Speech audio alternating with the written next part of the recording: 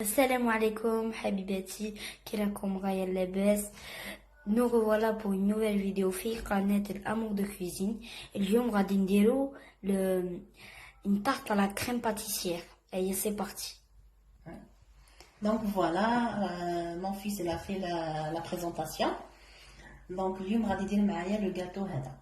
Donc غادي نبدا لكم بالمقادير. بسم الله. عندنا 300 غرام de farine، 300 غرام طحين أو فرينة، عندنا 100 غرام de beurre fondu، 100 غرام زبدة دايبة، عندنا 80 غرام سكر، 80 غرام de sucre، عندنا حبة حتى لجوج حبات بيض، عندنا ساشي de levure chimique ولا كيس خميرة كيماوية، وعندنا 2 زو، عندنا زيت دو سيترون، قشور الليمون، extrait de vanille ou un pincé de sel, une pincée de sel plutôt اللي هي قرصة تاع الملح وفانيليا. دونك فوالا المقادير ولا لي زانغريديون. دونك نبداو على بركة الله. اون فا كومونسي. بسم الله. دونك ندو الطحين ولا الفرينة اللي هي 300 غرام، نكونو غربلناها، نزيدو لها السكر اللي هو 80 غرام، ونزيدو قرصة تاع الملح، زيت دو سيترون، قشور الليمون والفانيلا. Donc on va mélanger la farine, le sucre, extrait de vanille, pincée de sel et zeste de citron ensemble.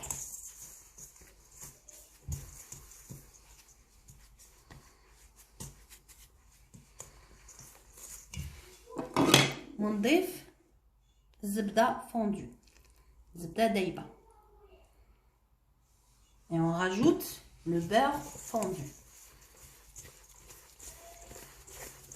نبسس مليح، نخلط مليح لا فارين مع المكونات الأخرى.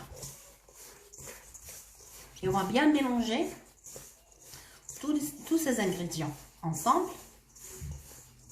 Et puis on va rajouter l'œuf et la levure. Donc كي نخلطو مليح تدخل بيان الزبده داخل لا فارين. نضيف البيض، نضيفو حبه ونشوفو، نزيدو الكيس تاع الخميره.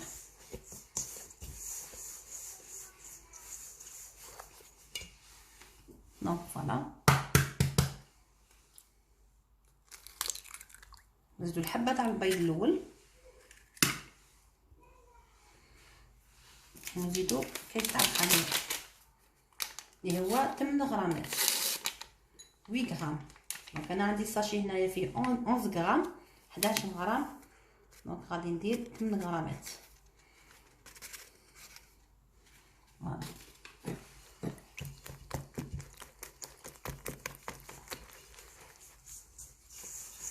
ونخلط مليح، بيان ميلونجي.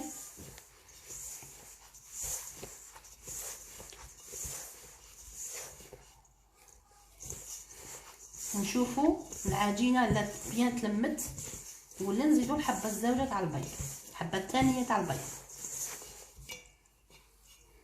دونك راني نشوف فيها مازالت مخصوصه.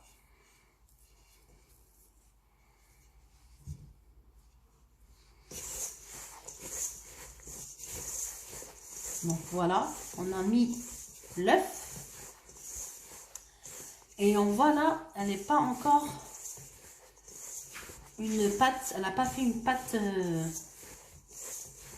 molle. Donc on va rajouter le deuxième œuf. Donc غادي نزيدو الحبه الزوجه تاع البيض الثانيه ونشوفوا. Donc normalement غادي يتلم.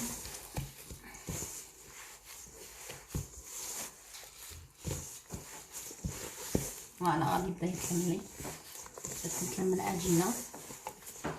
ما تخافوش منها العجينه، غادي تتلم. تولي لنا اون بول كره، ونخلوها نديروها في ان ساشي بلاستيك، في كيس بلاستيكي، ونديروها في الثلاجه في الفريغو لمده 30 دقيقه، من 20 حتى 30 دقيقه باش ترتاح. دونك dès qu'elle sera une boule, on va la mettre dans un sac et puis on va la mettre dans le frigo pendant 30 minutes.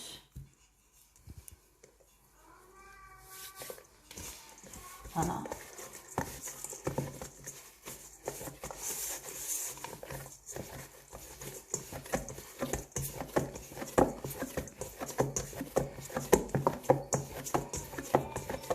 Voilà.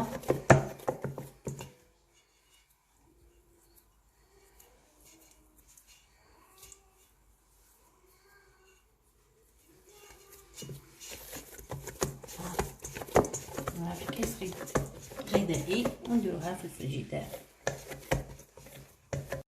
الوغ غادي نعاود نقول لكم مقادير تاع لا كريم باتيسيير، كريمه الباتيسيير بالعربيه. دونك عندنا 2 بيضات، قشور ليمون، رشه ملح، 80 غرام سكر، 70 غرام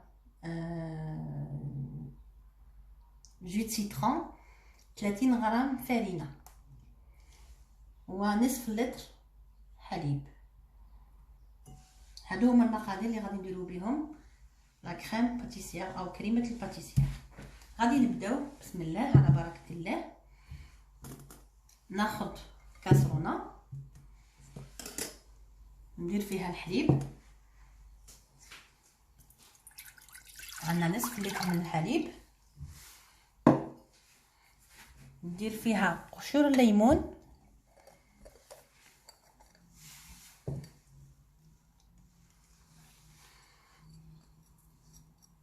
ورشه الملح.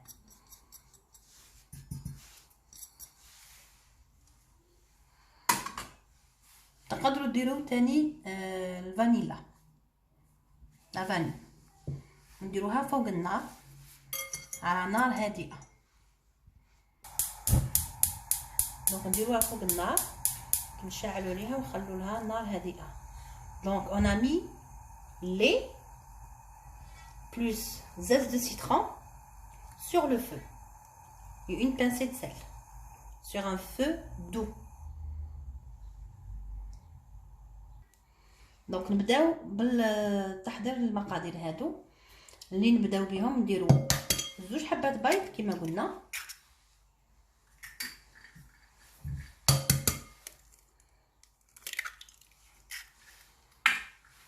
زائد سكر، ونخلط مليح.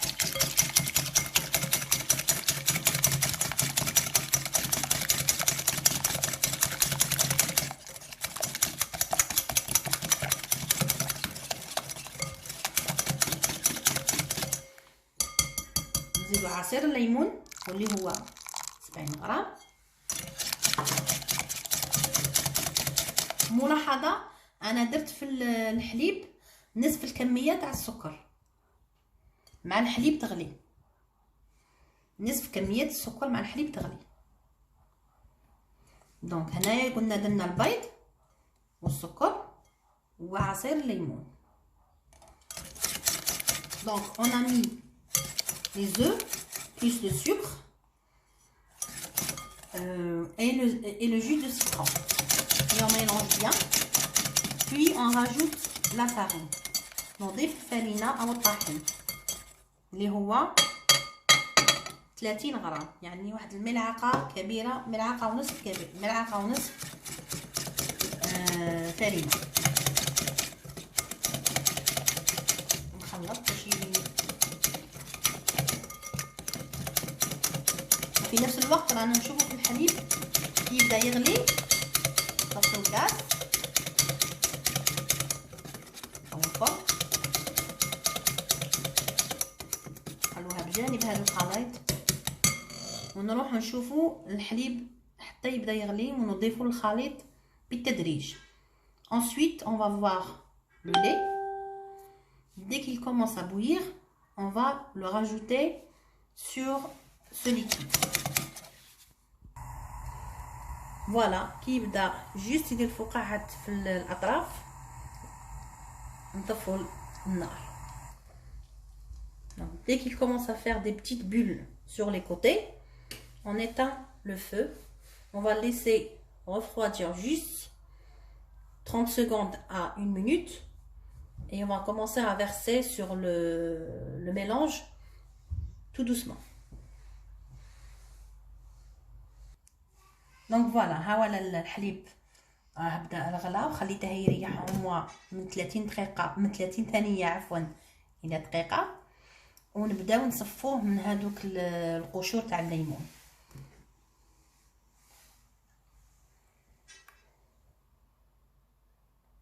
ونديروه بالتدريج.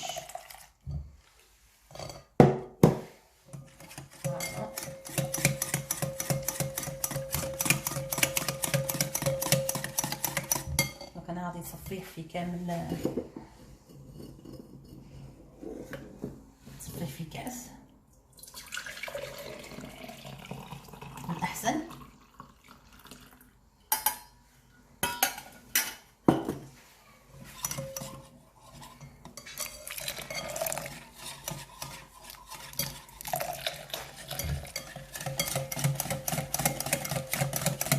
Voilà, et on ne cesse pas de mélanger.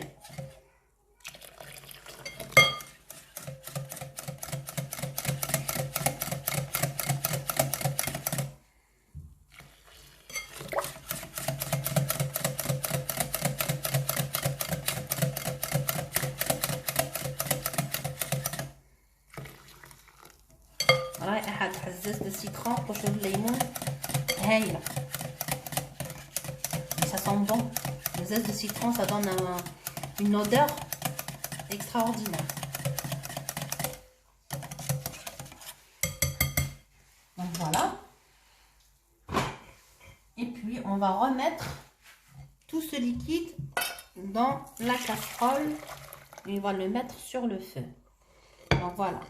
غادي نديروا هذا الخليط في الكاسرونه ونعاودوا نرجعوه فوق النار. دونك فوالا نديرو الخليط فوق النار ونقعدو نخلطوه بشويه حتى يتقال كاع الخليط.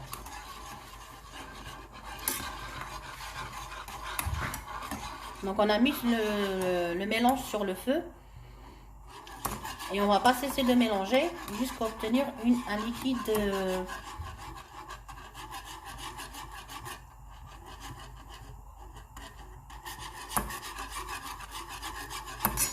voilà.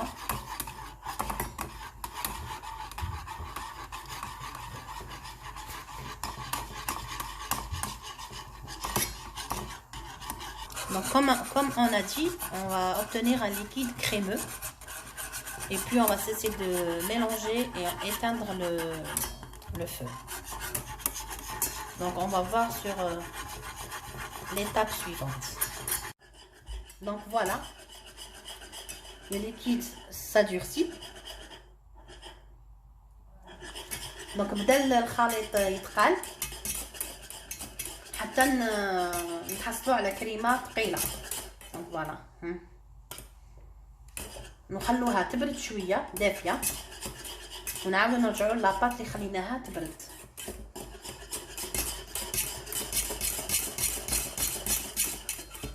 فوالا والله الرائحه روعه روعه الرائحه، الريحه تاعها روعه. دونك راني نهضر بالعربيه والفرنسيه خاطر كاين ناس اللي في ديار الغربه ما يستفهموش العربيه الفصحى. دونك سي بور سا جو ترادوي en français en arabe.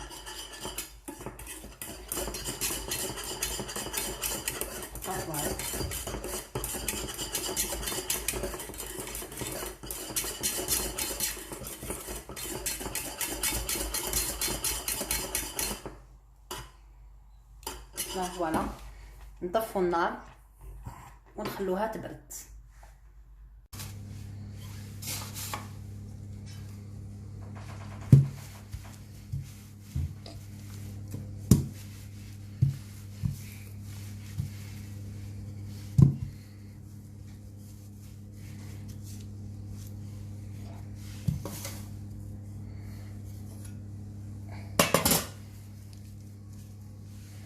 في هذا الوقت نديرو الفرن يسخن على درجة 170 درجة، نشعلو من الفوق ومن التحت.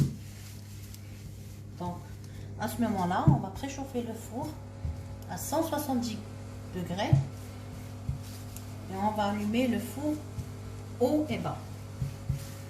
Donc voilà, on va ramener un plateau ou bien un plat comme ce style-là, il y a n'importe plat que vous avez chez vous plutôt. Donc نجيبو صينية ولا un plat اللي يكون عندكم، سواء كاري سواء رون سواء اللي كان تقدروا ديروا فيه. انا عندي هذا، عندي هذا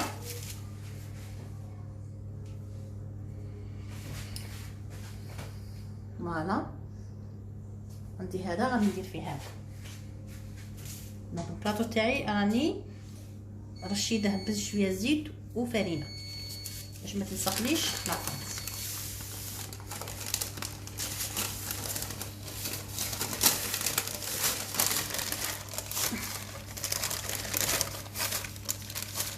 نقلبوا لاطاط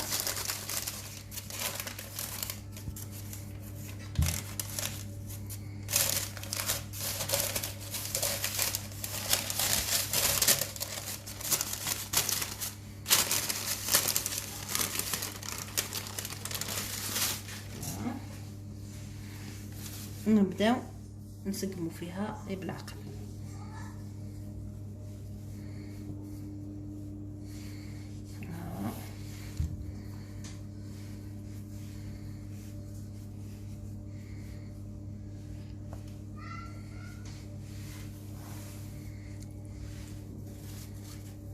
المورصو اللي خاص نزيدو نديرو له هكا.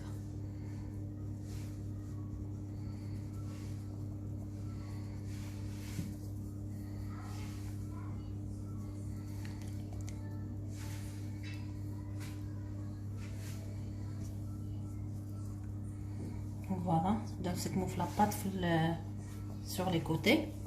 On va bien aplatir la pâte avec le doigt.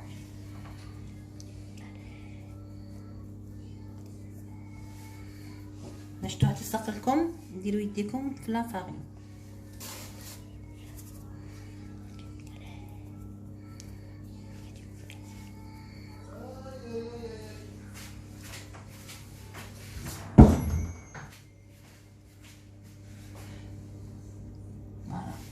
دونك نجيبو ان رولو نفوتو باش نقطعو لي كوتي. On a bien aplati sur ce plateau.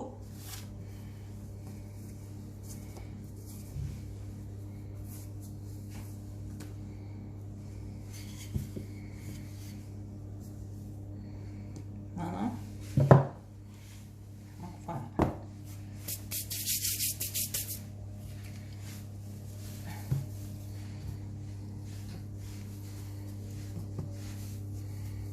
نعاودو نرجعو هاد لاباط. فوالا هذا هو، نتحصلو على هاد faut bien aplatir les côtés باش لو ديسان يخرج لنا. فوالا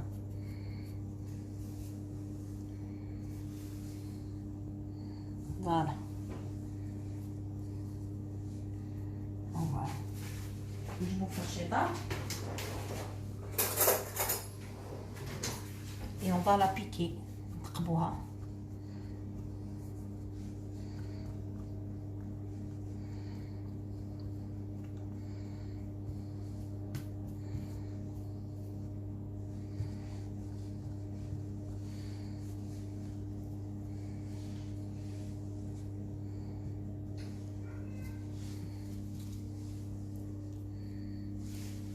فوالا. ونصدقوني سيو هاد لا روسيت رائعه بوغ ان غوتي ولا قهوه تاع العشيه ولا الصباح ولا ان ديسير ولا العشاء. دونك فرانشمون سي توب. دونك فوالا بعد ما لا كريم بردت غادي نعمرو في البلاطو، بصح نعمرو غير نص تاعو، ما نعمروش حتى للفوق.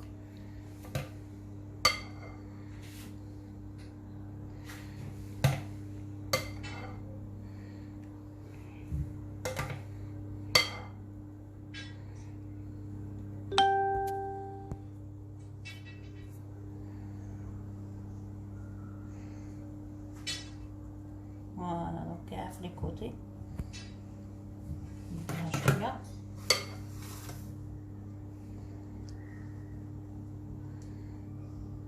نعملو غير نصف تاع لو بلا. Donc pour la crème, on va pas mettre toute la crème sur la pâte. On va mettre jusqu'au moitié de plateau. Et après, on va le couvrir avec la deuxième couche de plateau. Donc, دروك نغطو البلاطو بالدوزيام بالطبقة الثانية تاع العجين.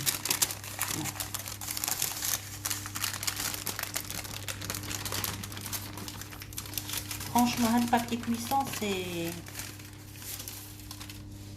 ça aide à travailler. ما تخافوش. Donc ça colle pas. إلا ما شفتوهاش وصلت لكم في لي كوتي كيما هنا نجبدو شوية لاباط. فوالا باسكو يليق لاباط تجي فوق البلاطو. فوالا ونبداو ندركو aussi.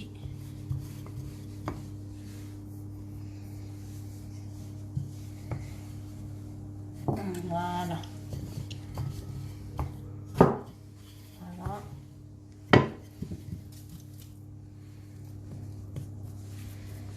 غير بيديكم وطيبوا ديروا هاد فوالا لا فورم تاعها. فوالا فورم. دونك غادي نوري لكم بيان. دونك فوالا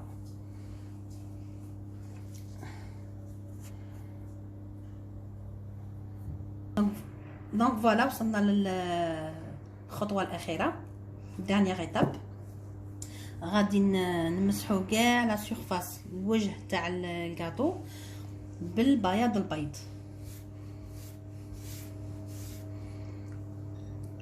on va étaler كاع le blanc d'œuf sur la surface du gâteau. Pas trop, hein, c'est juste le badigeonner. Voilà. Voilà. Donc, et puis on va mettre les amandes effilées. غادي نديرو نضيفو له رقائق اللوز.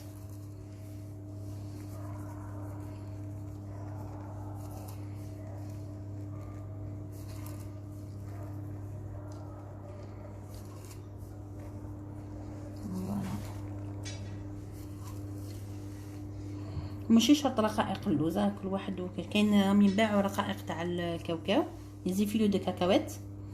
دونك ça marche très bien aussi. اللي يكون حاضر عندكم ديروا.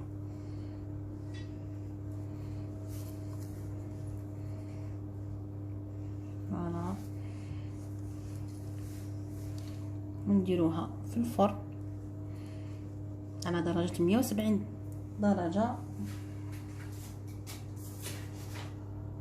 مدة 30 دقيقة. في الأول نشعلو لها من الفوق ومن التحت، ومن بعد كي يحمر شوية اللوز من الفوق حمار نطفو الفوق ونشعلو لها نخلو لها غير من التحت. دونك ensuite on va le mettre au four sur 170 degrés pour environ 30 minutes. Et puis dès que la surface elle sera dorée.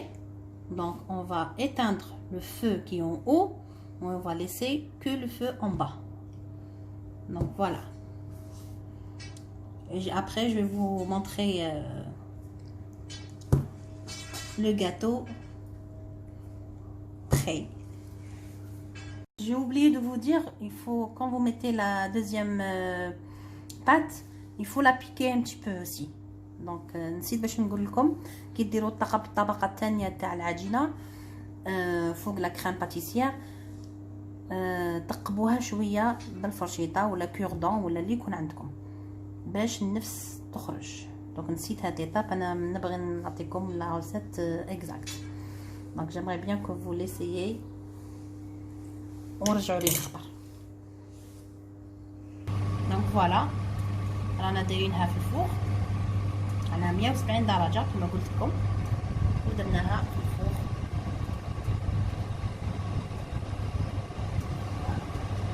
دونك فوالا ها طاب الكاطو تاعنا.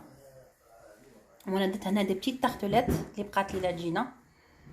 اللي يبغي يدير له لا كونفيتور من الفوق يدير لها بلا كونفيتور تاع الابريكو، واللي يبغي يخليه هكا يخليه هكا. اولا نقلعوه من البلاطو وهو حامي كيما هكا. فوالا دونك هذه هي لا طارت تاعنا اليوم، لا طارت مع لا كريم باتيسيير. دونك فوالا اون ا فيني. Et c'est ça le gâteau, que c'est un gâteau, c'est un délice, vraiment c'est un délice. Donc essayez-le et n'oubliez pas de s'abonner, partager et liker. Merci, ma salama, la prochaine fois inchallah. Voilà, ها هو الجاتو وجد بالصحة والراحة ان شاء الله.